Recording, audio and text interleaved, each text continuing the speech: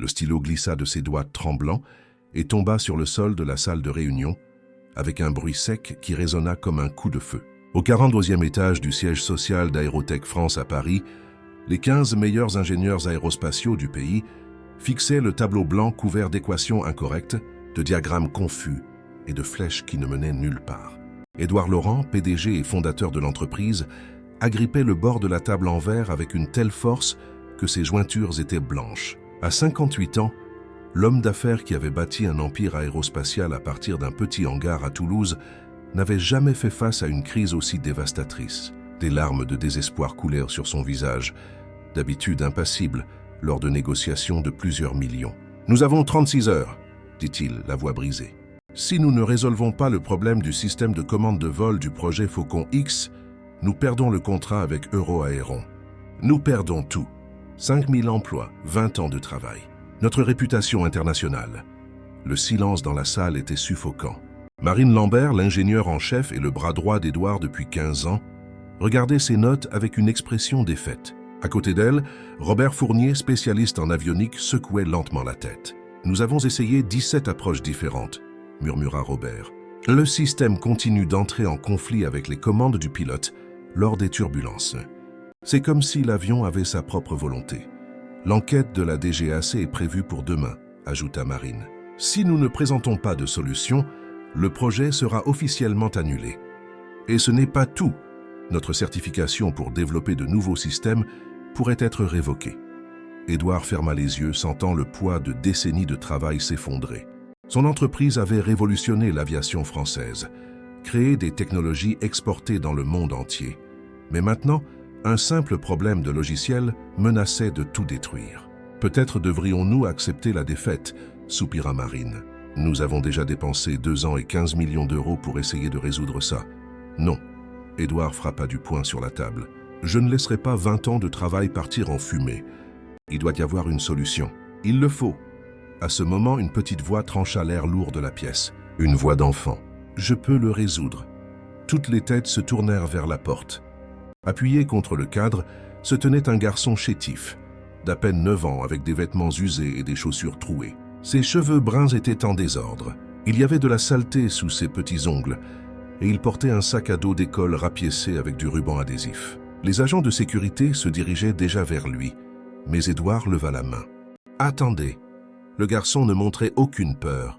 Ses yeux marrons, grands et brillants, se fixèrent sur le diagramme de l'avion sur le tableau, comme si c'était un puzzle qui prenait enfin tout son sens pour lui. « Je peux le résoudre », répéta sa voix plus ferme. « Le problème est dans le calibrage des capteurs d'assiette. Le système réagit trop vite aux fluctuations normales. » La salle explosa en murmures. Un des plus jeunes ingénieurs rit nerveusement. « Édouard, avec tout le respect que je vous dois, c'est ridicule. Un gamin des rues ne peut pas. Silence. » Édouard se leva, les yeux fixés sur le garçon. Il y avait quelque chose dans ce regard enfantin, une intelligence qui brillait comme un diamant brut. « Comment es-tu arrivé jusqu'ici, petit ?»« Par les escaliers de secours, » répondit simplement le garçon. « J'ai vu tout le monde courir, l'air inquiet. J'ai entendu les conversations dans l'ascenseur sur des avions qui avaient des problèmes. Tu t'y connais en avion ?» Marine s'approcha avec scepticisme. « Tu t'y connais en avion ? Où as-tu appris ça ?» Le garçon ouvrit son sac à dos usé et en sortit un livre épais et abîmé, « Principes de l'ingénierie aérospatiale » d'Antoine Simon Marchand. Les pages étaient jaunies, la couverture s'écaillait, mais il y avait des annotations méticuleuses dans les marges, d'une écriture d'enfant soignée. « Je l'ai trouvé dans une poubelle derrière la bibliothèque municipale, » expliqua-t-il. « Quelqu'un l'a jeté pendant des travaux. Je l'ai déjà lu en entier 16 fois. » Édouard prit le livre avec précaution. C'était une édition technique universitaire, extrêmement complexe, même pour des ingénieurs diplômés. Il feuilleta les pages et trouva des dessins détaillés de systèmes de commande, des équations dérivées à la main et des diagrammes qui démontraient une compréhension profonde des principes de vol. « Mon Dieu !» souffla-t-il. « Qui a dessiné ça ?»« Moi !» répondit le garçon en rougissant légèrement. « Quand je ne comprends pas quelque chose, je le dessine jusqu'à ce que ça ait du sens. Papa me l'a appris avant d'aller au ciel. » Le cœur d'Édouard se serra. « Quel est ton nom, mon fils ?»« Gabriel Martin, » dit le garçon, redressant fièrement ses épaules d'enfant. « Je vis au foyer Sainte-Thérèse, mais pendant la journée, Je reste à la bibliothèque ou près d'ici, à regarder les avions décoller de l'aéroport. Et tu penses que tu peux résoudre un problème que nos meilleurs ingénieurs n'arrivent pas à résoudre depuis 2 ans? Gabriel hocha la tête, avec la confiance innocente propre aux enfants. Je peux essayer. Le bon Dieu m'a donné un bon cerveau pour les maths. Papa disait toujours que Dieu ne donne pas des talents pour qu'ils restent cachés. Édouard regarda son équipe, puis le garçon. En 40 ans de carrière, il avait appris à reconnaître le génie quand il le voyait, et il le voyait maintenant dans les yeux d'un enfant orphelin. « Donnez-lui un feutre », ordonna Édouard. « C'est de la folie », protesta Marine. « Nous ne pouvons pas confier l'avenir de l'entreprise à... » « Il y a un enfant qui comprend nos systèmes mieux que nous », l'interrompit Édouard. « Marine, regarde ce livre. Regarde ces notes. Ce garçon n'est pas ordinaire. » Gabriel s'approcha du tableau blanc. Même sur la pointe des pieds, il atteignait à peine la partie supérieure. Robert, ému, lui apporta une chaise pour qu'il puisse monter. « Merci, monsieur », dit Gabriel poliment en montant sur la chaise. Pendant un instant, il observa simplement le diagramme complexe, sa petite tête penchée sur le côté, comme un oisillon étudiant un problème. Puis il commença à effacer. Avec des gestes petits et précis, il enleva les flèches contradictoires que les ingénieurs avaient dessinées, effaça les équations inutiles, nettoya le fouillis de lignes qui traversaient le dessin de l'aéronef. Ensuite, il commença à dessiner. D'abord un petit cercle sur l'aile, légendé capteur d'assiette primaire. Puis 2 cercles plus petits, capteur de secours A et capteur de secours B. Avec des lignes délicates, il relia les 3 capteurs à une boîte centrale qu'il appela centre de traitement.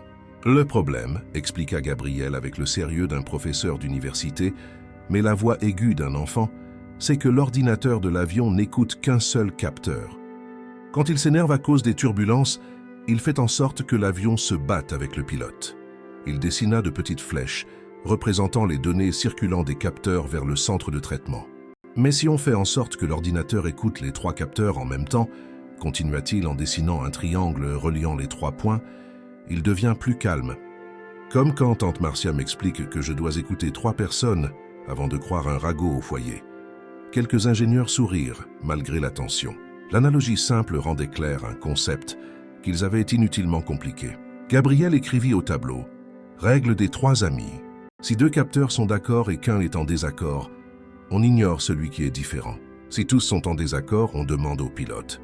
Et pour les fortes turbulences ?» demanda Marine, maintenant sincèrement curieuse. Gabriel dessina une petite boîte intitulée « Filtre de douceur ». Quand l'avion tremble beaucoup, au lieu de paniquer, l'ordinateur compte jusqu'à 3 avant de faire quelque chose d'important. Comme quand je suis en colère contre quelqu'un au foyer. Tante Marcia m'a appris à compter jusqu'à 10 avant de parler. Il ajouta une équation simple, attendre 0,3 secondes, puis vérifier 3 fois. C'est la décision la plus sage. La salle était dans un silence absolu. 15 esprits brillants, diplômés des meilleures universités du monde, regardaient la solution élégante et simple créée par un enfant de 9 ans à l'éducation de base incomplète. Ça, Robert déglutit avec difficulté. Ça pourrait vraiment marcher. C'est génial dans sa simplicité, murmura Marine. Pourquoi n'y avons-nous pas pensé? Gabriel descendit de la chaise et regarda timidement Édouard. Je peux partir maintenant. La bibliothécaire, Madame Carmen, s'inquiète si je suis en retard. Édouard s'agenouilla devant le garçon, se mettant à la hauteur de ses yeux. « Gabriel, tu viens de sauver mon entreprise. Tu as sauvé les emplois de 5000 personnes. Comment puis-je te remercier ?» Le garçon réfléchit un moment, bougeant ses pieds dans ses chaussures trouées. « Vous pouvez me laisser voir le test? Je veux savoir si ça a marché. Je n'ai jamais vu un vrai avion fonctionner de l'intérieur. » Édouard sourit à travers ses larmes. « Bien sûr que tu peux. Mais d'abord, dis-moi une chose. Où sont tes parents ?» Le sourire de Gabriel vacilla. « Papa est mort d'un cancer quand j'avais 6 ans. Maman n'a pas supporté de rester seule et elle est partie. Elle a dit qu'elle reviendrait, mais ça fait déjà 3 ans. » Le cœur d'Édouard se brisa. « Et depuis, je vis au foyer Sainte-Thérèse. La directrice, Madame Béatrice, est très gentille avec moi. Et j'ai Jésus. » Il toucha une petite croix en bois suspendue à un cordon usé autour de son cou. « Papa m'a appris que Jésus n'abandonne jamais les orphelins. » Édouard dut se retenir pour ne pas pleurer devant le garçon. « Gabriel, aimerais-tu voir ta solution être testée dans notre simulateur de vol ?» Les yeux de Gabriel s'illuminèrent, comme des étoiles. « Vraiment? Je peux? » « Oui, et après, je veux avoir une conversation très sérieuse avec toi sur ton avenir. » 2 heures plus tard, dans le laboratoire de simulation d'Aérotech, Gabriel était assis sur une chaise trop haute pour lui, ses petites jambes se balançant dans le vide, observant fasciné, tandis que les ingénieurs implémentèrent sa solution dans le logiciel de commande de vol. Lancement de la simulation de vol en conditions défavorables, annonça le technicien responsable. Sur l'écran géant devant eux, un avion virtuel décollait au milieu d'une tempête simulée. Vent de travers, turbulences sévères, des conditions qui avaient nous fait planter le système des dizaines de fois auparavant. Gabriel se mordit la lèvre inférieure, ses petites mains jointes en une prière silencieuse. Première turbulence sévère dans 3, 2, 1. L'aéronef virtuel trembla à l'écran. Les chiffres sur les moniteurs dansaient follement. Mais cette fois, au lieu du chaos habituel, les systèmes restèrent stables. Le filtre de douceur fonctionna parfaitement, empêchant les réactions brusques. La règle des 3 amis maintint l'équilibre entre les capteurs. « Incroyable », murmura Robert. « Les paramètres sont tous dans la norme. » Deuxième test, turbulence extrême avec défaillance d'un capteur, continua le technicien. De nouveau, le système répondit avec sagesse. Quand un capteur tomba en panne, les 2 autres prirent le relais harmonieusement, exactement comme Gabriel l'avait prédit. « Ça a marché !» cria Marine, incapable de se contenir. « Édouard, ça a marché !» La salle explosa en applaudissements. Des ingénieurs qui avaient passé des nuits blanches pendant des mois s'étreignaient. Édouard s'agenouilla de nouveau à côté de Gabriel, qui observait tout avec des yeux écarquillés d'admiration. « Gabriel, as-tu idée de ce que tu viens de faire ?» Le garçon secoua la tête, encore en train de digérer l'émotion autour de lui. « Tu as sauvé notre entreprise. Tu as sauvé des milliers d'emplois et, plus important encore, tu vas sauver la vie de personnes qui voleront dans des avions équipés de cette technologie. » Gabriel sourit, de ce sourire pur et sincère que seuls les enfants possèdent. Jésus doit être content. Papa disait toujours qu'il est content quand on utilise nos dons pour aider les gens. Édouard ne put plus se retenir. Des larmes coulèrent librement sur son visage pendant qu'il serrait le garçon dans ses bras. « Gabriel, je veux te faire une proposition. »« Quel genre de proposition ?»« Je veux que tu viennes vivre avec moi et ma femme. Je veux te donner la meilleure éducation que l'argent puisse acheter. Je veux que tu aies tout ce que tu mérites. » Gabriel s'écarta légèrement, confus. « Mais je n'ai rien à donner en échange. »« Tu as quelque chose de bien plus précieux que l'argent, » sourit Édouard à travers ses larmes. « Tu as un don de Dieu et je veux t'aider à le développer. » Le garçon regarda autour de lui tous ces adultes importants qui l'observaient avec respect et admiration. Pour la première fois en 3 ans, depuis que sa mère l'avait abandonné à la porte du foyer, avec seulement une petite valise et une promesse mensongère de retour, Gabriel se sentit vraiment valorisé. « Je peux y réfléchir ?» demanda-t-il timidement. « Bien sûr que tu peux, » sourit Édouard. « Mais d'abord, que dirais-tu d'un déjeuner ensemble ? Je connais un endroit qui fait le meilleur burger de Paris. » Alors qu'il se dirigeait vers l'ascenseur, Gabriel prit la grande main d'Édouard dans sa petite main. « Monsieur Édouard. »« Oui ? Vous croyez que mes parents seraient fiers de moi ?» Édouard s'arrêta au milieu du couloir, s'agenouilla une fois de plus et regarda le garçon droit dans les yeux. « J'en suis absolument certain, Gabriel. Je suis sûr que où qu'il soit, il déborde de fierté. » Gabriel hocha la tête avec confiance et toucha de nouveau sa petite croix en bois. « Papa m'a dit que Jésus a toujours un plan.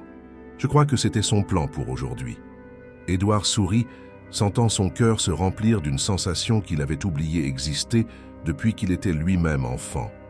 Un espoir pur et sincère. « Je crois que tu as raison, mon fils. Je crois que tu as raison. » Et tandis qu'il descendait dans l'ascenseur vitré, observant la ville de Paris s'étendre à l'infini sous leurs pieds. Ni Édouard ni Gabriel ne savaient que ce ne serait que la première de nombreuses aventures qui les attendaient, que ce ne serait que la première fois, que la foi innocente d'un enfant changerait à jamais la vie de gens puissants, et que de l'autre côté de la ville, dans des bureaux sombres et des cœurs envieux, d'autres personnes avaient remarqué ce qui s'était passé chez Aérotech ce jour-là. Des personnes qui ne se satisferaient pas de voir un garçon pauvre recevoir tout ce qu'elles croyaient mériter pour elles-mêmes. Mais pour l'instant, alors qu'Édouard emmenait Gabriel découvrir le monde qui serait bientôt le sien de droit, seule la joie comptait. La joie d'un garçon orphelin qui avait découvert que ses dons avaient vraiment de la valeur, et la joie d'un homme puissant qui avait redécouvert que la véritable richesse ne se trouvait pas dans ses comptes en banque, mais dans l'opportunité de faire une différence dans la vie d'un enfant spécial. 3 semaines s'étaient écoulées depuis cet après-midi qui avait tout changé chez Aérotech France.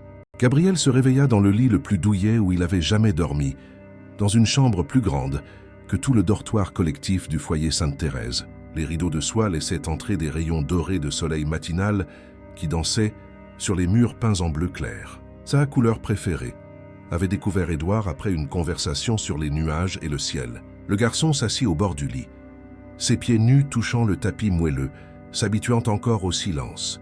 Au foyer, il se réveillait chaque jour avec des pleurs de bébé, les conversations bruyantes des éducatrices et le bruit constant de 23 enfants partageant le même espace. Ici, dans la demeure des Laurent à Neuilly-sur-Seine, seul le chant lointain des oiseaux rompait la paix du matin. Il enfila soigneusement son nouvel uniforme du lycée Saint-Louis. Pantalon bleu marine, chemise blanche impeccable, une cravate qu'il avait encore du mal à nouer correctement. Chaque pièce coûtait plus d'argent qu'il n'en avait jamais vu de sa vie. Mais Édouard avait insisté. « Tu mérites le meilleur, mon fils. Mon fils. » Le mot réchauffait encore son cœur chaque fois qu'Édouard le prononçait. Gabriel descendit l'escalier en marbre, faisant glisser sa main sur la rampe polie. Dans la salle à manger, il trouva Édouard en train de prendre son café tout en lisant des rapports techniques, des lunettes sur le bout du nez, une expression concentrée que Gabriel avait déjà appris à reconnaître. « Bonjour, papa Édouard », dit timidement Gabriel. Il hésitait encore à utiliser le mot « papa », mais Édouard souriait toujours quand il l'entendait. « Bonjour, mon grand ». Édouard ouvrit les bras et Gabriel courut recevoir le câlin matinal qui était devenu un rituel entre eux. « Bien dormi ?»« Ouais, j'ai rêvé que je pilotais le Faucon X. Je volais au-dessus des nuages et je faisais signe à mon papa là-haut dans le ciel. » Édouard sentit sa gorge se nouer. En 3 semaines de vie commune, chaque parole innocente de Gabriel touchait une fibre profonde de son cœur. « Je suis sûr qu'il t'a fait signe en retour, mon fils. » Pendant le petit déjeuner servi par Madame Françoise, la gouvernante qui traitait déjà Gabriel comme son propre petit-fils, Édouard observait émerveillé comment le garçon absorbait les informations de tout ce qui l'entourait. Gabriel étudiait la texture de la baguette, posait des questions sur le processus de torréfaction du café, voulait comprendre pourquoi le sucre se dissolvait plus vite dans les liquides chauds. « Papa Édouard, je peux te poser une question ?»« Toujours, Gabriel. »« Pourquoi Monsieur Dubois ne m'aime pas ?» Édouard s'arrêta, la tasse en l'air. Marcel Dubois, son vice-président de l'ingénierie depuis 12 ans, avait manifesté un malaise évident face à la présence de Gabriel dans l'entreprise. « Qu'est-ce qui te fait penser ça ?»« Et hier, quand je suis allé au laboratoire avec toi, il me regardait comme si j'étais une bête curieuse. Et quand j'ai expliqué la modification du système d'atterrissage, il a dit que n'importe quel singe savant aurait pu avoir la même idée. Le sang d'Édouard ne fit qu'un tour, mais il garda une voix calme. Certaines personnes mettent du temps à accepter les changements, Gabriel. Marcel travaille avec moi depuis longtemps, et il se sent peut-être mal à l'aise avec les nouvelles situations. Gabriel hocha la tête, mâchant pensivement sa tartine de confiture. Papa m'a appris que Jésus aussi a dû faire face à des gens qui ne l'aimaient pas. Il disait qu'on doit les aimer quand même. Ton père était un homme sage. Oui, il travaillait dans un garage, mais il en savait beaucoup sur les avions. Le soir, il me montrait les étoiles et disait qu'un jour je volerais plus haut qu'elles. Édouard déglutit, ému. Chaque fragment de l'histoire de Gabriel révélait un homme simple mais profondément aimant, qui avait planté des graines extraordinaires dans l'esprit de son fils avant de partir trop tôt. Le chauffeur arriva pour les emmener. Édouard tenait à accompagner personnellement Gabriel à l'école chaque matin, transformant le trajet en un moment spécial entre eux.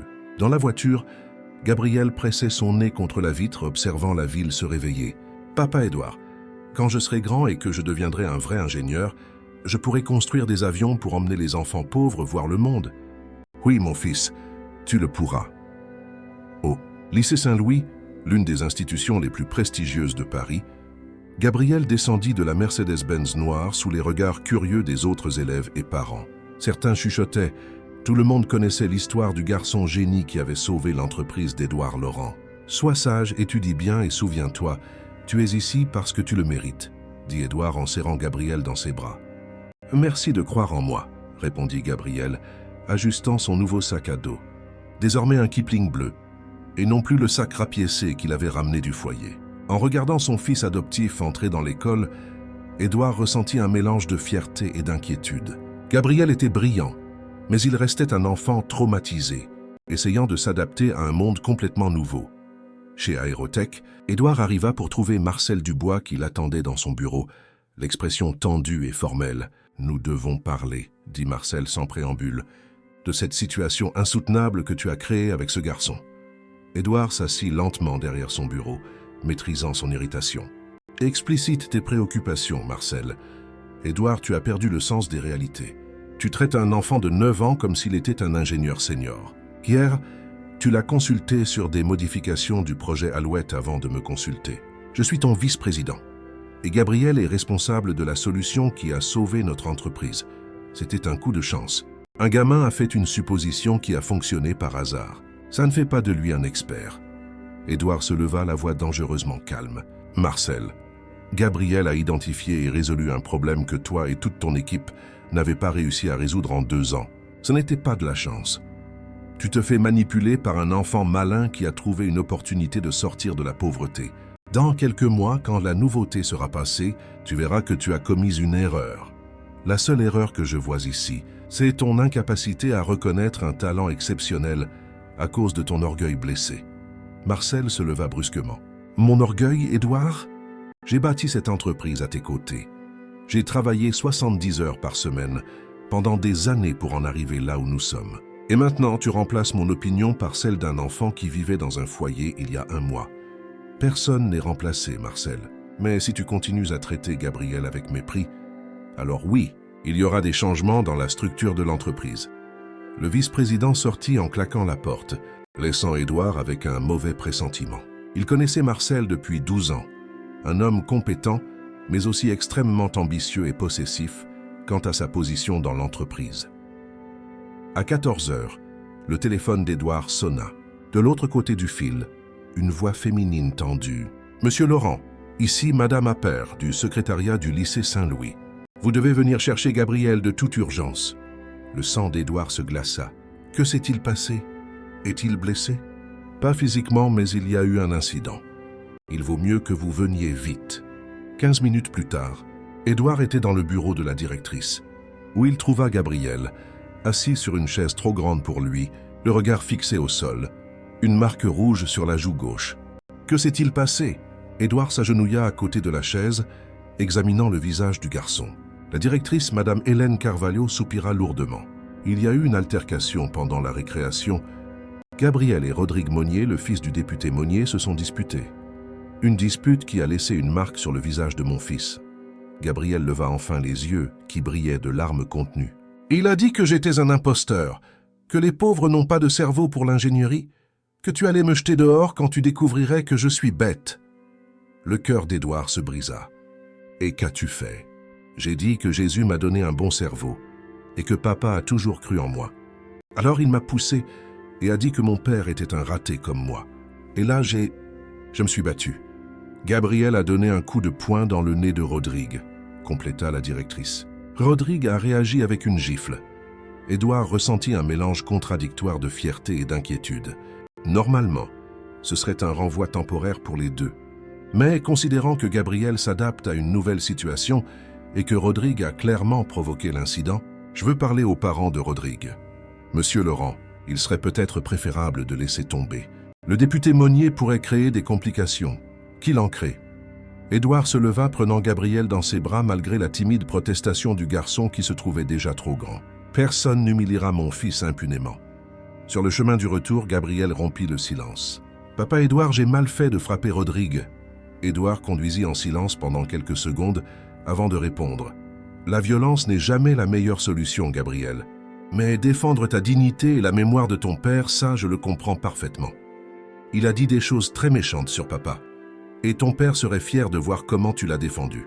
Mais la prochaine fois, essaie d'utiliser ton intelligence au lieu de tes poings, d'accord? Les mots intelligents blessent plus que les coups de poing chez les ignorants. Gabriel sourit pour la première fois depuis l'incident. Je m'en souviendrai. Ce soir-là, pendant le dîner, Gabriel était plus silencieux que d'habitude. Édouard remarqua que le garçon jouait avec sa nourriture au lieu de manger. « À quoi tu penses, mon fils ?»« Papa Édouard, qu'est-ce qui se passe si les gens importants de l'école ne veulent pas que j'étudie là-bas? Et s'ils décident que les enfants comme moi ne devraient pas être avec les enfants riches ?» La question frappa Édouard comme un coup de poing dans l'estomac. Pourquoi t'inquiètes-tu de ça? Parce que c'est déjà arrivé. Dans le premier foyer où j'étais, une famille riche voulait m'adopter. Mais quand ils ont découvert que j'aimais plus lire des livres de maths que jouer au foot, ils ont dit que j'étais trop intense pour un enfant normal. Édouard sentit une fureur silencieuse brûler en lui. « Gabriel, regarde-moi. » Le garçon leva ses yeux marrons, encore vulnérable malgré l'intelligence brillante qu'il portait. « Tu n'iras nulle part. Tu es mon fils maintenant. Et personne, aucun député, aucune école, aucune famille puissante ne m'enlèvera à toi ou ne t'enlèvera à moi. Compris ?» Gabriel hocha la tête, mais Édouard vit que les blessures de l'abandon étaient trop profondes pour être guéries par des mots, aussi sincères soient-ils. « Tu sais ce qu'on va faire demain ?» sourit Édouard en changeant de ton. « Nous allons visiter l'usine d'Euroaéron à Toulouse. Ils veulent te rencontrer personnellement et te montrer comment ta solution est mise en œuvre dans les vrais avions. » Les yeux de Gabriel s'illuminèrent comme des étoiles. « Je peux voir des avions en construction. »« Oui. Et peut-être, si tu es sage, ils te laisseront t'asseoir dans le cockpit d'un jet d'affaires. » Gabriel sauta presque de sa chaise, la tristesse momentanément oubliée. « Sérieux? Je peux vraiment? » « Oui, mon petit génie, tu le peux. » Plus tard dans la soirée, après que Gabriel se fut endormi, Édouard reçut un appel inattendu. C'était Marine Lambert, son ingénieure en chef, et elle semblait inquiète. « Édouard, je dois te dire quelque chose. J'ai eu une visite étrange au bureau aujourd'hui. » « Quel genre de visite? » « 2 hommes se sont présentés comme étant des services de protection de l'enfance. Ils ont posé des questions sur Gabriel, s'il était exploité intellectuellement, si tu le forçais à travailler, si l'adoption se faisait par les voies légales correctes. » Édouard sentit un frisson lui parcourir l'échine. « Qu'as-tu dit? » La vérité, bien sûr, que Gabriel est un enfant heureux et bien soigné, que sa participation dans l'entreprise est spontanée et ludique. Mais il semblait chercher des problèmes. Édouard, c'est comme si quelqu'un les avait briefés sur quoi demander. Quelqu'un a alerté les services sociaux contre moi, on dirait. Ils ont mentionné avoir reçu un signalement anonyme sur une possible exploitation de mineurs. Édouard, tu dois être prêt. Si quelqu'un de puissant est derrière ça. Édouard raccrocha les mains tremblantes de rage. Il monta silencieusement les escaliers et jeta un coup d'œil à Gabriel qui dormait paisiblement, serrant contre lui la petite croix en bois de son père biologique. « Je te protégerai », murmura-t-il dans le noir. Peu importe qui essaie de nous séparer. Mais au fond de son cœur, Édouard savait que la guerre ne faisait que commencer et que des personnes puissantes étaient prêtes à détruire le bonheur d'un enfant orphelin pour protéger leurs propres intérêts.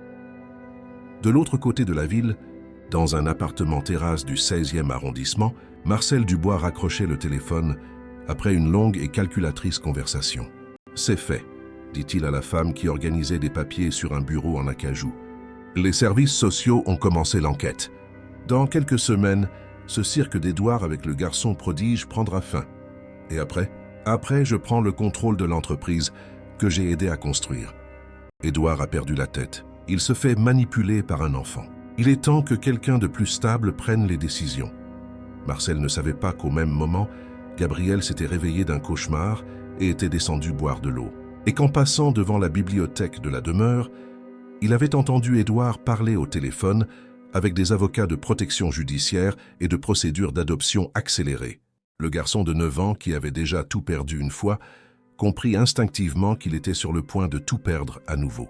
Et, pour la première fois depuis son arrivée dans cette maison, Gabriel Martin se demanda si Dieu n'abandonnait vraiment pas les orphelins ou s'il mettait simplement plus de temps à arriver dans certains cas.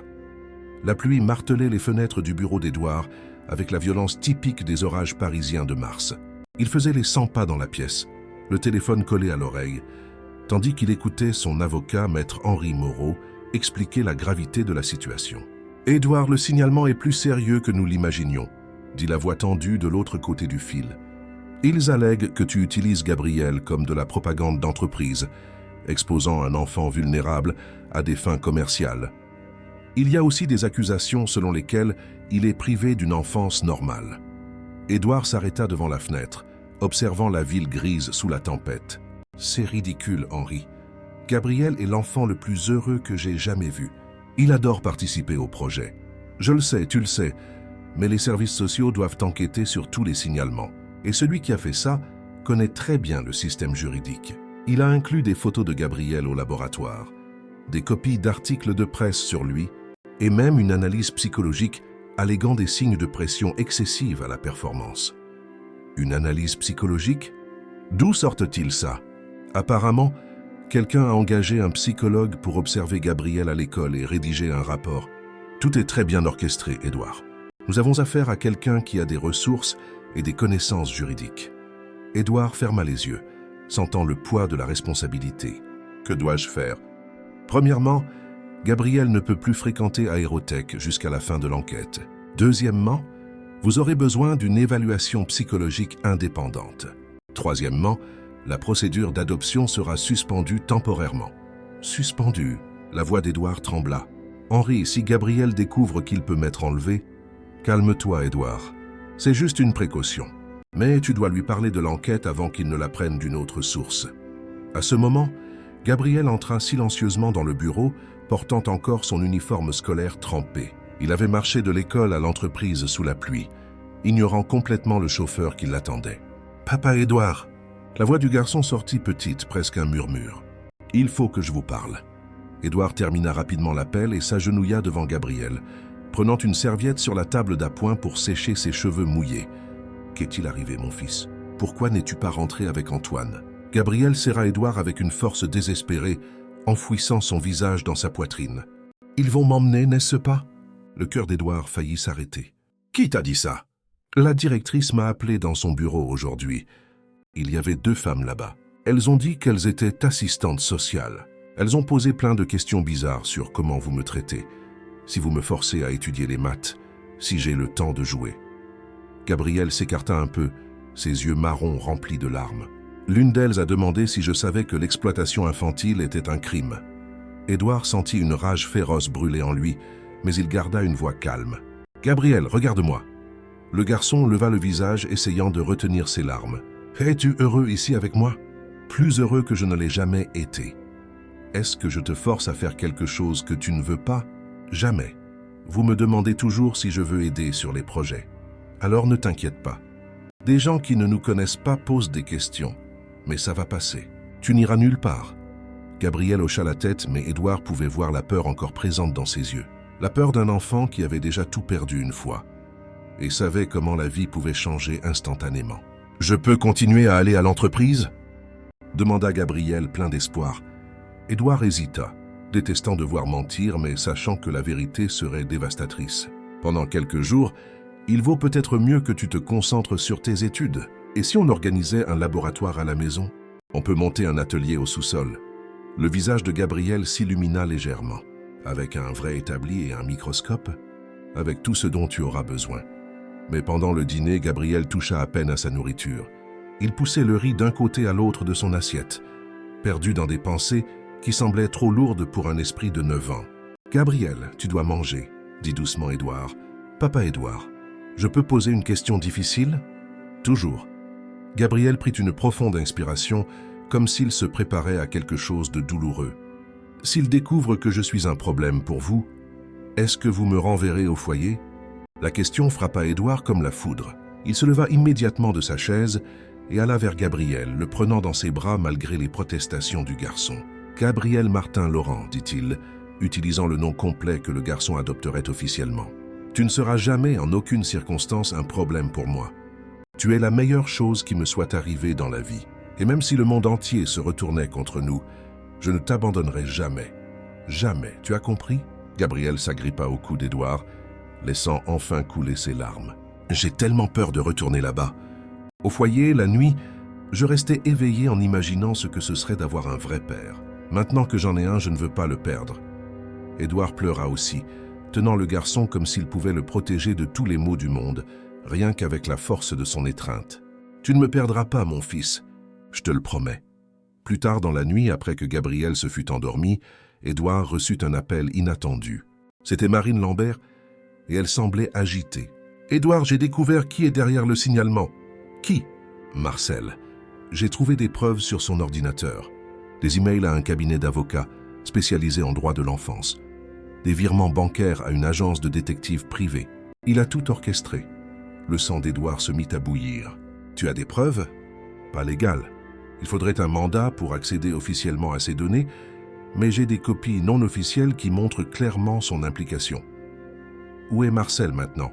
Il est parti plus tôt aujourd'hui. Il a dit qu'il allait à une réunion extérieure. Mais une des secrétaires l'a vu sur le parking passer un appel. Elle l'a entendu dire « L'opération est en cours. Bientôt j'aurai le contrôle total de l'entreprise. » Édouard raccrocha et appela immédiatement Maître Moreau. « J'ai découvert qui est derrière le signalement. J'ai besoin de ton aide pour rassembler des preuves recevables. » Le lendemain matin, Gabriel se réveilla avec une forte fièvre. Édouard appela le médecin de famille, le docteur Raoul Bernard, qui examina attentivement le garçon. « C'est le stress », diagnostiqua le médecin en privé. L'anxiété se manifeste physiquement. Gabriel somatise ses inquiétudes. « Il n'a que 9 ans, dit Édouard, regardant Gabriel dormir agité dans son lit. Les enfants qui ont subi des traumatismes d'abandon développent une sensibilité exacerbée à tout signe de rejet. Pour Gabriel, cette enquête représente la menace de perdre à nouveau tout ce qu'il aime. » Édouard passa toute la journée à s'occuper de Gabriel, posant des compresses froides sur son front, lui lisant des histoires, chantant des berceuses qu'il ne savait même pas connaître. Quand Gabriel se réveillait en plein délire, il murmurait des choses comme « Ne me laissez pas partir et promettez que vous viendrez me chercher ». À 15 heures, 2 assistantes sociales arrivèrent à la maison pour une inspection imprévue. Édouard les reçut dans le salon, essayant de garder son calme tandis qu'elles examinaient chaque pièce de la demeure d'un œil critique. « La chambre de l'enfant est excessivement luxueuse », commenta l'une d'elles, une femme mince à lunettes. « Cela peut créer des attentes irréalistes sur le niveau de vie. »« Gabriel mérite le meilleur que je puisse offrir », répondit sèchement Édouard. « Et où est-il maintenant ?»« Malade au lit avec de la fièvre. » Les 2 femmes échangèrent un regard significatif. « Coïncidence, malade le jour de notre visite ?» Édouard maîtrisa son envie d'exploser. « Vous pouvez parler au médecin qui l'a examiné ce matin. » Elles insistèrent pour voir Gabriel, même s'il était fiévreux. Édouard les conduisit à la chambre, où elles trouvèrent le garçon éveillé mais clairement affaibli. « Bonjour Gabriel », dit la plus jeune assistante sociale en forçant un sourire. « Comment te sens-tu ?»« J'ai mal à la tête », répondit honnêtement Gabriel. « Et j'ai peur. »« Peur de quoi ?» Gabriel regarda Édouard puis de nouveau la femme. « Peur que vous m'emmeniez loin de papa Édouard. Personne ne t'emmènera nulle part si on s'occupe bien de toi, » répondit-elle. « Mais j'ai besoin que tu me dises. Te sens-tu poussé à étudier des choses très difficiles ?» Gabriel fronça les sourcils, confus. « Poussé? J'aime étudier. Les mathématiques, c'est amusant. Mais ne penses-tu pas que tu devrais jouer avec des jouets normaux au lieu de t'occuper d'avions? Les avions sont mes jouets préférés. Papa Édouard me demande toujours si je veux aider. Il ne me force jamais. » L'assistante sociale prit des notes sur son presse-papier. « Et as-tu des amis de ton âge ?» Gabriel hésita. « À l'école, certains garçons ne m'aiment pas beaucoup. Ils disent donc que je suis bizarre parce que j'aime les chiffres. » Édouard vit les 2 femmes échanger un autre regard significatif, comme si Gabriel venait de confirmer un de leurs soupçons. Après leur départ, Édouard retourna dans la chambre de Gabriel et trouva le garçon en train de pleurer silencieusement. « Elles vont m'emmener, n'est-ce pas ?» demanda Gabriel d'une voix étranglée. Édouard s'allongea sur le lit à côté du garçon, le tirant dans une étreinte protectrice. « Gabriel, je dois te dire quelque chose d'important. » Le garçon se raidit, se préparant à d'autres mauvaises nouvelles. « Un homme qui travaille avec moi, qui est en colère parce que tu es plus intelligent que lui, essaie de nous causer des problèmes. Il a menti à ces personnes. Il a dit des choses qui ne sont pas vraies. »« Monsieur Marcel ?» Édouard fut surpris. « Comment le sais-tu » Il me regarde toujours avec colère. Et hier, en sortant de l'école, je l'ai vu parler avec un homme en costume près du portail. Il m'a montré du doigt, et l'homme a pris des photos. Édouard sentit une fureur froide se répandre dans sa poitrine. « Gabriel, je vais régler ça. Mais j'ai besoin que tu sois très courageux pendant quelques jours. Tu peux faire ça pour moi ?» Gabriel hocha la tête, bien qu'il semblât toujours effrayé. « Papa Édouard, si elle m'emmène, est-ce que vous viendrez me chercher ?» Édouard tint le petit visage de Gabriel entre ses mains. « Je remuerai ciel et terre pour te trouver. Je me battrai contre le monde entier pour te ramener. Tu me crois ? Je te crois. Alors dors tranquille. Papa est là pour te protéger. » Cette nuit-là, tandis que Gabriel dormait enfin sans fièvre, Édouard passa un appel à un vieil ami de l'université. Charles Mendonça, aujourd'hui conseiller à la Cour de cassation. « Charles, j'ai besoin d'une faveur, une grande faveur. » « Parle, Édouard. » Édouard lui raconta toute la situation, de la conspiration de Marcel aux menaces sur la procédure d'adoption. Charles l'écouta en silence avant de répondre « Édouard, ce que tu me racontes est très grave. S'il y a vraiment des preuves de dénonciation calomnieuse et de conspiration, j'ai des preuves, Charles, et j'ai des témoins. Alors, nous allons agir vite, mais tu dois être prêt. Si nous échouons, tu pourrais perdre Gabriel définitivement. Le système judiciaire n'aime pas être défié. Charles, ce garçon est mon fils. Peu importe le risque. D'accord, je vais préparer une requête pour demain matin. Et Édouard? Oui? Prie pour que nous ayons suffisamment de preuves, car si Marcel a vraiment un soutien politique derrière lui, ce sera le combat de ta vie. Édouard raccrocha et monta dans la chambre de Gabriel. Il trouva le garçon éveillé, regardant les étoiles par la fenêtre. « Tu n'arrives pas à dormir ?» demanda Édouard en s'asseyant au bord du lit.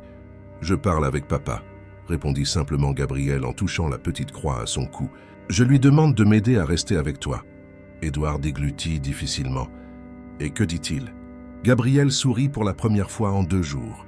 Il dit que parfois, Dieu permet des tempêtes pour montrer à quel point les gens s'aiment vraiment. Et qu'après la tempête, le ciel est toujours plus beau. Édouard embrassa le front de Gabriel, émerveillé par la sagesse que portait cet enfant. « Ton père était vraiment un homme très sage. Oui, et il m'a dit que tu es un vrai père maintenant. Que le cœur d'un père n'a rien à voir avec le sang, mais tout à voir avec l'amour. » Tandis que Gabriel s'endormait enfin, Édouard resta éveillé, planifiant chaque mouvement de la bataille à venir. Car demain, il ne se battrait pas seulement pour son entreprise ou sa réputation. Il se battrait pour le droit d'être le père d'un enfant qui avait déjà tout perdu une fois et qui méritait de connaître enfin ce qu'était l'amour inconditionnel. Et peu importe qui se trouvait de l'autre côté de cette guerre, Édouard Laurent était prêt à tout sacrifier pour protéger son petit génie. La tempête dehors commençait à se calmer, mais la véritable tempête ne faisait que commencer. Le vendredi matin se leva, chargé d'une tension électrique qui semblait contaminer l'air de Paris. Édouard se réveilla à 5 heures, après une nuit d'insomnie, et trouva Gabriel déjà éveillé dans la cuisine, assis à table, avec un verre de lait à moitié vide et une expression pensive. « Bonjour mon fils. Comment te sens-tu aujourd'hui » Gabriel leva les yeux, et Édouard y nota une nouvelle détermination. Quelque chose qui n'était pas là les jours précédents. « Mieux, papa Édouard.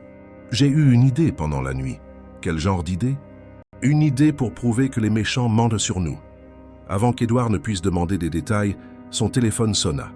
C'était Maître Moreau et sa voix était urgente. « Édouard, nous avons de plus gros problèmes. L'audience a été fixée à aujourd'hui, 14 heures. Et ce n'est pas tout. Marcel a obtenu le soutien de 3 députés qui exercent une pression politique. Ils prétendent que ton exploitation de Gabriel pourrait créer un précédent dangereux pour d'autres entreprises. » Édouard ferma les yeux, sentant le poids de l'injustice. « Henri, c'est insensé. Gabriel n'est pas exploité. Je sais, tu sais, mais ils ont créé un récit convaincant. Et il y a plus. La presse sera présente, Marcel a fait fuiter l'histoire à 3 journaux différents. » Quand Édouard raccrocha, Gabriel s'approcha et lui prit la main. « Papa Édouard, fais-moi confiance aujourd'hui. »« D'accord, j'ai un plan. Gabriel, ce n'est pas un jeu d'enfant. Ce sont des gens puissants qui essaient de nous séparer. Je sais. Mais Jésus m'a donné ce cerveau pour une raison, non? C'est peut-être pour ce moment. » À 10 heures, un appel d'urgence arriva chez Aérotech. Marine répondit, pâle d'inquiétude. « Édouard, nous avons une crise. Le prototype du Faucon X, qui devait être présenté à la délégation internationale cet après-midi, a une défaillance critique du système de navigation. Si nous ne résolvons pas ça avant 14 heures, nous perdons le contrat d'exportation le plus important de l'histoire de l'entreprise. » Édouard sentit le monde s'écrouler. Non seulement il se battait pour garder Gabriel, mais il faisait maintenant face à la faillite possible de tout ce qu'il avait construit. Quel type de défaillance? Le système de navigation tombe en panne lors des manœuvres à grande vitesse. 3 de nos meilleurs ingénieurs ont essayé de le résoudre depuis hier soir. Personne n'arrive à identifier le problème. Gabriel, qui écoutait tout à côté d'Édouard, s'illumina soudain. « Papa, je peux voir les données techniques. »« Gabriel, tu ne peux pas entrer dans l'entreprise, tu te souviens? L'enquête? Mais vous pouvez apporter les papiers ici, non? Ce n'est pas contre la loi que je regarde des papiers à la maison. » Édouard hésita, mais l'urgence de la situation l'emporta. « Marine, apportez toutes les données techniques ici, à la maison, maintenant. 30 minutes plus tard, la table de la salle à manger était couverte de rapports techniques, de schémas de circuits et de captures de codes informatiques. Gabriel étudiait tout avec la concentration d'un chirurgien, son esprit de 9 ans traitant des informations qui défiaient des ingénieurs expérimentés. « Ici », dit-il soudain en montrant une ligne spécifique du code, « le problème est dans la synchronisation entre le GPS et le système inertiel. Quand l'avion vole très vite, les deux systèmes commencent à être en désaccord sur leur position. » Marine, arrivée avec Robert et 2 autres ingénieurs, regarda où Gabriel pointait. « Mon Dieu, c'est vrai. Comment n'avons-nous pas vu ça ? » « Parce que vous cherchiez un gros problème, » expliqua patiemment Gabriel. « Mais parfois, les petits problèmes causent les plus gros dégâts. C'est comme quand un caillou dans la chaussure vous fait boiter. » En 20 minutes, Gabriel avait non seulement identifié le problème, mais aussi esquissé la solution, un simple algorithme de correction qui permettrait aux 2 systèmes de mieux communiquer. « Gabriel, » Robert était visiblement ému, « tu viens de sauver notre entreprise encore une fois. » Mais la joie fut interrompue par des coups agressifs à la porte. Édouard ouvrit et se retrouva face à 2 assistantes sociales accompagnées de 2 policiers et de Marcel Dubois. « Édouard Laurent, » dit l'une des assistantes sociales d'une voix officielle, « nous sommes ici pour conduire Gabriel Martin dans un foyer temporaire, pendant que l'enquête pour exploitation d'enfants se poursuit. » Gabriel se cacha derrière Édouard, les yeux écarquillés de terreur. « Vous n'avez pas l'autorisation pour ça, » protesta Édouard. « Si, » intervint Marcel pour la première fois, montrant un document. « Ordonnance du juge, délivrée il y a 1 heure, basée sur des preuves d'exploitation intellectuelle continue. » Édouard regarda le papier et sentit son sang se glacer. C'était une ordonnance légitime, signée par un juge qui avait clairement été influencé par la pression politique. « Gabriel n'ira nulle part, » dit Édouard, plaçant le garçon derrière lui. « Monsieur Laurent, » dit l'un des policiers fermement mais sans hostilité, « ne rendez pas les choses plus difficiles. Ce n'est que temporaire. » Gabriel s'avança, sa voix tremblante mais déterminée. « Je peux parler avant que vous ne m'emmeniez ?» Tout le monde regarda le garçon surpris. « Gabriel, tu n'as pas besoin de... » commença Édouard. « Si, papa, j'en ai besoin. » Gabriel prit une profonde inspiration. « Monsieur Marcel, pourquoi vous faites ça ?» Marcel parut mal à l'aise. « Mon garçon, tu ne comprends pas les affaires d'adultes. »« Si, je comprends. Je comprends que vous avez travaillé longtemps dans l'entreprise de papa Édouard et que vous étiez en colère quand j'ai aidé à résoudre le problème des avions.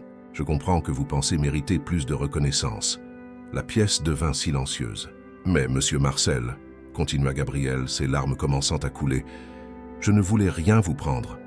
Je voulais juste aider. Et maintenant, à cause de votre colère, je perds mon papa encore une fois. » Marcel évita le regard du garçon, mais Gabriel ne s'arrêta pas. « Vous avez des enfants ?»« Oui, » répondit Marcel à contre-cœur. « Et si quelqu'un essayait de vous enlever vos enfants juste par colère, comment vous sentiriez-vous » Pour la première fois, Marcel parut sincèrement ébranlé, mais il garda sa façade. « C'est différent. Vos enfants ne sont pas des orphelins, » compléta Gabriel. « C'est vrai. Je suis l'orphelin. Mon papa est mort quand j'étais tout petit et ma maman m'a abandonné. Mais vous savez ce que j'ai appris. La famille, ce n'est pas que le sang. La famille, c'est l'amour. » Les larmes de Gabriel coulaient librement maintenant, mais sa voix restait ferme. « Papa Édouard m'aime pour de vrai. Il ne m'a jamais forcé à faire quoi que ce soit. Il ne m'a jamais traité comme si j'étais bizarre parce que j'aime les maths. Il m'a fait me sentir spécial, pas étrange. » Une des assistantes sociales essuya discrètement ses propres yeux. « Et maintenant, à cause de mensonges, je vais perdre la seule personne qui m'a fait sentir que j'avais de la valeur. Je vais retourner au foyer, où je resterai éveillé la nuit, en imaginant ce que ce serait d'avoir un vrai père, alors que j'en ai déjà eu un et que vous me l'avez enlevé. » Gabriel se tourna vers Édouard, montant sur une chaise pour l'embrasser correctement. « Papa Édouard, merci de m'avoir montré ce que c'est d'être aimé. Même si je dois partir, je me souviendrai toujours que pendant quelques mois, j'ai eu un vrai père. » Édouard pleurait ouvertement maintenant, serrant Gabriel comme s'il pouvait le protéger du monde entier. « Tu seras toujours mon fils, Gabriel. Toujours. » C'est à ce moment que Marine s'avança, tenant les papiers que Gabriel venait de résoudre. « Excusez-moi, » dit-elle aux assistantes sociales. « Vous avez vu ce qui vient de se passer ici. Que voulez-vous dire ? Au cours des 30 dernières minutes, pendant que vous étiez en route pour protéger cet enfant, Gabriel vient de résoudre à lui seul un problème technique qui sauvera des centaines d'emplois et des millions d'euros. Non pas parce qu'il y a été forcé, mais parce qu'il a vu des gens qui avaient besoin d'aide. Marine montra les calculs de Gabriel. Ceci, c'est le travail d'un génie. Et ça n'a pas été fait sous pression. Ça a été fait par amour. Amour pour la famille qu'il a trouvée. Amour pour l'entreprise qui est devenue sa deuxième maison. Robert rejoignit Marine. J'ai 3 enfants. Et je peux vous garantir que ce garçon n'est pas exploité. Il est aimé et encouragé comme tout enfant devrait l'être. Marcel, voyant la situation lui échapper, tenta de reprendre le dessus. Cela ne change rien au fait qu'il y a une ordonnance du juge. Les sentiments n'annulent pas la loi. C'est alors que Gabriel eut sa dernière idée brillante. « Monsieur le policier », dit-il en s'adressant à l'officier le plus sympathique, « vous pouvez me donner 5 minutes sur l'ordinateur avant de m'emmener ?»« Non, Gabriel », protesta Édouard. « Fais-moi confiance, papa. » Le policier, visiblement ému, acquiesça. « 5 minutes. » Gabriel alla à l'ordinateur portable dans le salon et commença à taper rapidement. En quelques minutes, il accéda au système de messagerie d'Aérotech en utilisant le mot de passe qu'Édouard lui avait donné pour jouer avec des simulateurs. « Voilà », dit Gabriel, tournant l'écran pour que tous puissent voir. « Voici les emails de M. Marcel au cabinet d'avocats et voici les virements bancaires pour engager des détectives privés afin de m'espionner à l'école. » La salle explosa en murmures choqués. Marcel devint livide. « Comment as-tu... Vous avez oublié de supprimer les emails du dossier envoyé », expliqua simplement Gabriel. « Et vous avez laissé l'écran de la banque ouvert sur votre ordinateur hier en partant déjeuner. Je l'ai vu en passant devant votre bureau avec papa Édouard. » Une des assistantes sociales prit l'ordinateur et examina les preuves. Son visage se transforma progressivement en une expression d'indignation. « Ceci est une conspiration documentée contre un enfant, » murmura-t-elle. « Monsieur Dubois, vous avez orchestré une fausse dénonciation ?» Marcel tenta de nier, mais les preuves étaient irréfutables. Dans les emails, il discutait ouvertement de sa stratégie pour retirer le garçon de l'entreprise. « Cela change complètement la situation, » dit l'autre assistante sociale. « Si le signalement a été fait de mauvaise foi, il l'a été, » dit tristement Gabriel. « Et tout ça parce que j'ai essayé d'aider. Je voulais juste que les avions soient sûrs. » Le policier le plus âgé se tourna vers Marcel. « Monsieur, avez-vous conscience que la dénonciation calomnieuse est un crime, surtout lorsqu'elle implique un enfant ?» Marcel, réalisant qu'il était piégé, explosa. « Vous ne comprenez pas. J'ai bâti cette entreprise. J'ai travaillé jour et nuit, et puis ce gamin des rues arrive, et en un après-midi, il reçoit tout le crédit pour mon travail. »« Votre travail ?» demanda innocemment Gabriel. « Mais monsieur Marcel, vous avez vous-même dit que vous aviez essayé de résoudre le problème pendant 2 ans, sans y parvenir. Je ne vous ai rien pris. J'ai juste offert une nouvelle idée. » La simplicité de la réponse de Gabriel rendit la mesquinerie de Marcel encore plus évidente. « Assez !» dit Édouard. « Marcel, tu es renvoyé. Non seulement de l'entreprise, mais de ma vie. Comment as-tu pu essayer de détruire un enfant innocent? Édouard, tu ne peux pas. Je peux et je le fais. Sécurité !» 2 agents arrivés avec Marine s'avancèrent et escortaient M. Dubois hors de ma propriété. Tandis que Marcel était conduit dehors, les assistantes sociales se consultèrent rapidement. « Monsieur Laurent, dit la plus âgée, à la lumière de ces nouvelles preuves, l'ordonnance de placement est suspendue, mais nous aurons besoin d'une évaluation psychologique complète de Gabriel pour classer définitivement l'affaire. » Gabriel courut vers Édouard, qui le prit dans ses bras, tous deux pleurant de soulagement. « C'est fini, mon fils. C'est fini, papa Édouard, » murmura Gabriel. « Jésus n'abandonne vraiment pas les orphelins. Non, mon fils, jamais. » À ce moment, le téléphone d'Édouard sonna. C'était Marine. « Édouard, allume la télé maintenant. » Édouard alluma la télévision sur une conférence de presse en direct. À l'écran, 3 députés, les mêmes qui avaient soutenu Marcel, faisaient des déclarations sur la protection de l'enfance. « Nous prenons des mesures fermes pour empêcher les entreprises d'exploiter des enfants vulnérables, » disait l'un d'eux. Gabriel observa, puis regarda Édouard avec détermination. « Papa, on peut aller à l'entreprise maintenant ? Je crois que ces messieurs ont besoin de connaître la vérité. » Édouard sourit, reconnaissant l'éclat spécial dans les yeux de son fils. « Et comment, mon fils ? Et comment ?» Alors qu'il se dirigeait vers Aérotech, Gabriel tenait fermement la main d'Édouard, se préparant à son plus grand test. Affronter non seulement un homme envieux, mais tout un système politique. Mais cette fois, il ne serait pas seul. Il aurait à ses côtés non seulement l'homme qu'il avait choisi comme père, mais aussi la vérité. Et Gabriel avait appris que la vérité, entre de bonnes mains, était l'arme la plus puissante du monde. L'auditorium de l'Assemblée nationale était bondé. Journalistes, industriels, éducateurs, politiciens et curieux se pressaient pour assister à ce qui était devenu l'affaire la plus commentée de France. L'audience publique sur Le Garçon G et les limites de l'éducation spécialisée. Gabriel marchait dans l'allée centrale, tenant fermement la main d'Édouard.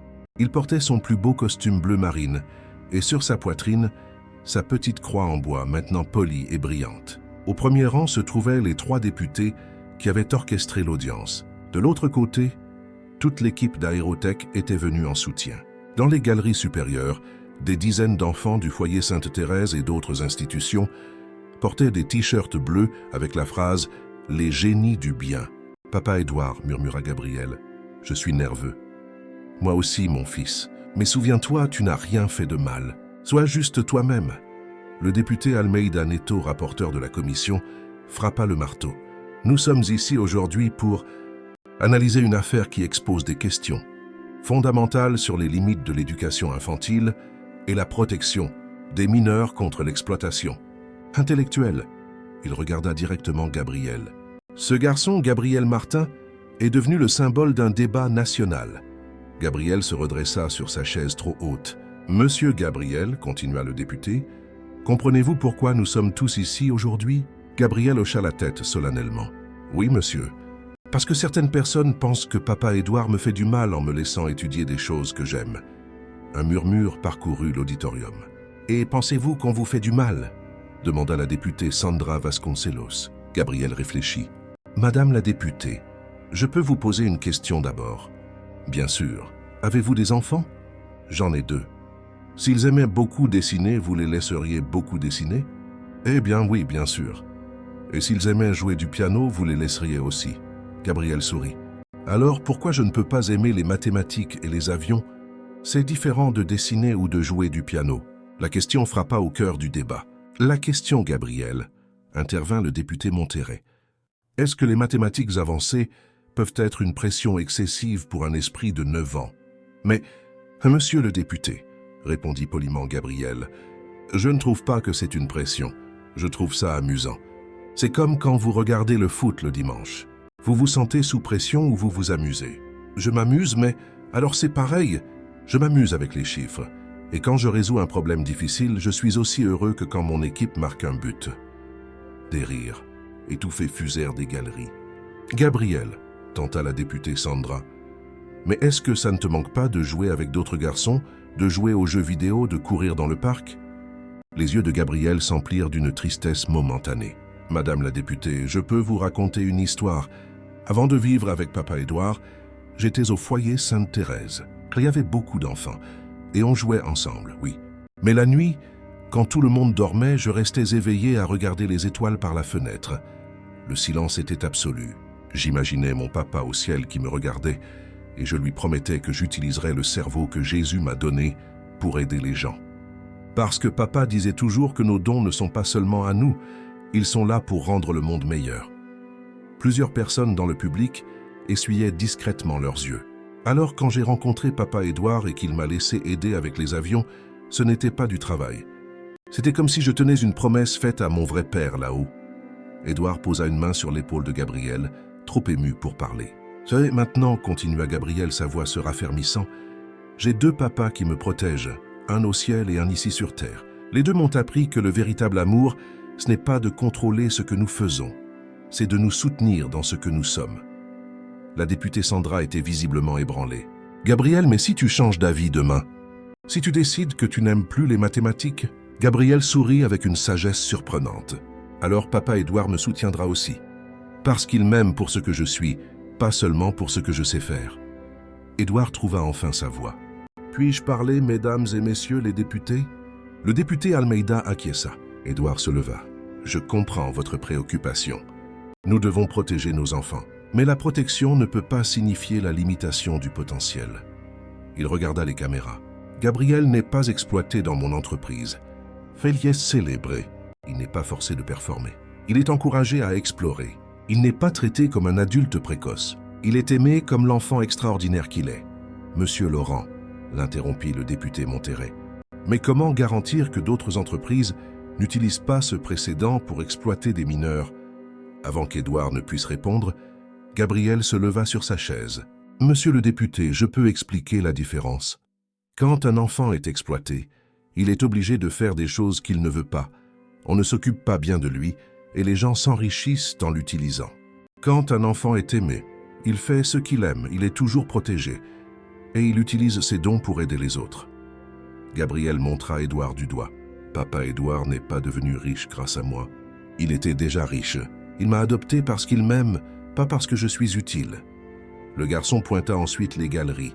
Et vous savez quoi d'autre? Papa Édouard construit des écoles spéciales pour les enfants comme moi. Les enfants qui pensent différemment, pour qu'aucun enfant qui aime les maths ou les sciences ne se sente bizarre. Une vague d'applaudissements spontanés commença. Quand le bruit se calma, Gabriel continua, s'adressant directement aux caméras. Je veux dire une chose à tous les enfants qui regardent. Si vous êtes différents, si vous aimez des choses que les autres trouvent étranges, ce n'est pas une mauvaise chose. Dieu a rendu chacun spécial pour quelque chose. Et il y a toujours quelqu'un qui vous aimera pour ce que vous êtes. Des larmes coulaient sur les visages de nombreux présents. Et aux adultes, continua Gabriel avec le sérieux d'un jeune philosophe, s'il vous plaît, n'ayez pas peur des enfants intelligents. Ayons peur du talent gaspillé. Ayons peur de faire en sorte que les enfants spéciaux se sentent brisés. Le député Almeida Neto essuya discrètement ses yeux. À Gabriel, vous nous avez donné beaucoup à réfléchir aujourd'hui. Je peux dire une dernière chose? Bien sûr. Gabriel descendit de sa chaise et marcha jusqu'au centre. J'étais un garçon triste au foyer. Je pensais que je n'aurais jamais de famille parce que j'étais trop différent. Sa voix se brisa d'émotion. Mais alors Dieu a envoyé Papa Édouard dans ma vie. Il m'a appris qu'être différent, c'est être spécial. Que mon intelligence est un cadeau, pas un problème. Gabriel se tourna vers Édouard, tendant les bras. Édouard quitta sa table et s'agenouilla pour recevoir l'étreinte de son fils. Papa Édouard m'a donné quelque chose qui vaut plus que l'argent. Il m'a donné un amour inconditionnel, une famille, le droit d'être qui je suis, sans honte. Père et fils s'étreignirent au centre de l'auditorium, sous les flashs des caméras, complètement étrangers au monde extérieur. Et maintenant, dit Gabriel, toujours enlacé mais parlant assez fort pour que tous l'entendent, je veux utiliser mes dons pour aider d'autres enfants orphelins à trouver des familles qui les aiment pour ce qu'ils sont. Parce que chaque enfant mérite d'avoir quelqu'un qui croit en lui. L'auditorium explosa en une ovation debout. Même les députés se levèrent, visiblement émus. Les enfants dans les galeries criaient « Gabriel! Gabriel !» Quand l'émotion se calma enfin, le député Almeida Neto frappa le marteau. Après avoir entendu tout ce qui a été présenté aujourd'hui, et surtout après avoir entendu l'enfant lui-même, je déclare cette affaire classée. Il n'y a pas d'exploitation ici. Il n'y a que de l'amour paternel et le développement d'un talent exceptionnel.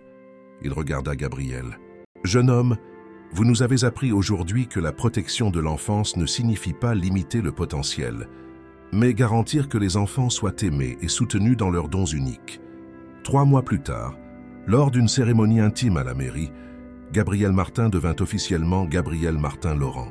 Il signa lui-même les papiers de l'adoption, utilisant un stylo en or qu'Édouard avait acheté spécialement pour l'occasion. « Maintenant, nous sommes une famille pour toujours, » dit Édouard.